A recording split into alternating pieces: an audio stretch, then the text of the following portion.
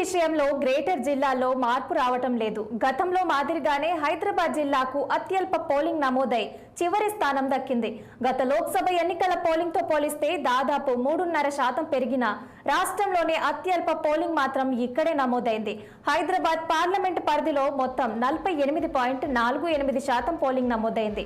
మొత్తం మీద 22,17,094 ఓట్లను గాను 10,74,827 ఓట్లు పోలయ్యాయి.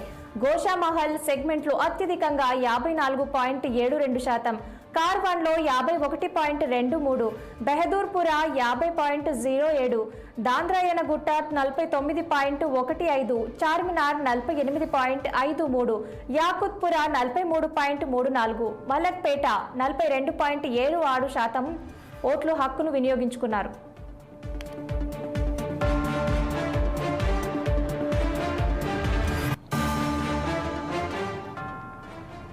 ఇక తెలంగాణలో ప్రధానంగా హైదరాబాద్ లోక్సభ స్థానంపైనే చర్చ జరుగుతోంది.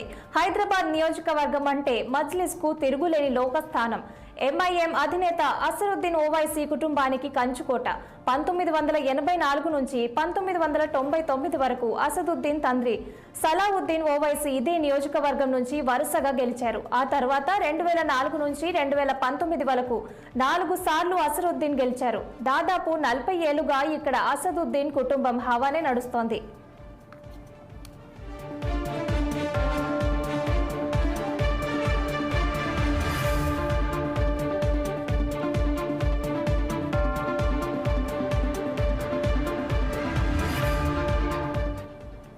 అయితే ఈ పార్లమెంట్ ఎన్నికల్లో అసదుద్దీన్ కు చెక్ పెట్టాలని బీజేపీ విశ్వ ప్రయత్నాలు చేసింది. ఎదురులేని నేతగా ఓవైసీని గట్టి దెబ్బ కొట్టాలన్నది బీజేపీ ప్లాన్. అందుకే ఈసారి అసద్ ను ఓడించాలని నారీ శక్తిని రంగంలోకి దింపింది. ఇప్పటికే పలుమార్లు బీజేపీ అభ్యర్థి ఇక్కడ 2వ స్థానం దక్కించుకున్నారు. దీంతో ఈ ఎన్నికల్లో ఎలాగైనా సరే అసదుద్దీన్ ను ఓడించాల్సిందే అని అన్ని విధాలుగా సరైన వ్యక్తిగా ఉన్న మాధవీలతను బీజేపీ బరిలోకి దింపింది. కాంగ్రెస్, బీఆర్ఎస్, మజ్లిస్ పార్టీకి మిత్రులుగా ఉండటంతో నామమాత్రపు అభ్యర్థులను పోటీకి దింపారు. దీంతో ఓవైసీ, బీజేపీ మధ్య టఫ్ ఫైట్ జరిగినట్లు చెప్పుకుంటున్నారు.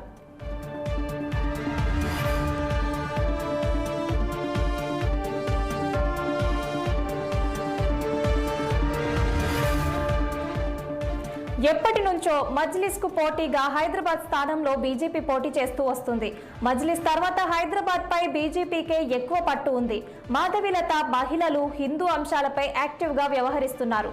సామాజిక కార్యకర్తగా ట్రిపుల్ తలాక్ పై అనేక ముస్లిం మహిళా సంఘాలతో కలిసి పనిచేశారు.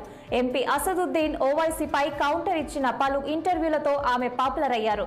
బీజేపీ ప్రతినిధిగా అసదుద్దీన్ విధానాలను తనదైన శైలిలో వ్యతిరేకించడంతో పార్టీ అధిష్టానం దృష్టిలో పడ్డారు. దీంతో నారీ శక్తితోనే మజ్లిస్ దెబ్బ కొట్టాలని బీజేపీ హైకమాండ్ భావించింది. మాధవీలతకు మద్దతుగా కేంద్ర హోంమంత్రి అమిత్ షా పాత బస్తీలో పలుమార్లు పర్యటించి ప్రచారం చేశారు. బీజేపీని గెలిపిస్తే పాత బస్తీని అభివృద్ధి చేస్తామని హామీ కూడా ఇచ్చారు.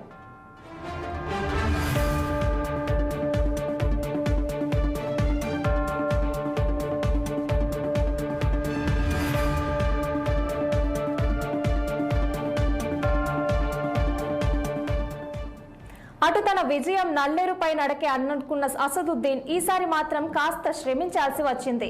నగరవాసుల్లో బీజేపీపై ఆదరణ పెరుగుతుండటం మజ్లిస్ పార్టీకి కలవరపెట్టింది. హైదరాబాద్ పార్లమెంటు పరిధిలో మైనార్టీ ఓట్లు ఎక్కువగా ఉండటంతో అసదుద్దీన్ కే గెలిచే అవకాశాలున్నాయంటున్నాయి. కానీ గతంలో కంటే ఈసారి ఓవైసీ మెజార్టీ తగ్గే అవకాశం కూడా ఉందన్న అభిప్రాయాలు వ్యక్తమవుతున్నాయి. ఒకవేళ బీజేపీ ప్లాన్ సక్సెస్ అయితే ఓవైసీ కంచుకోటను బద్దలు చేసిన మహిళగా మాధవీలత రికార్డు సృష్టించనుంది.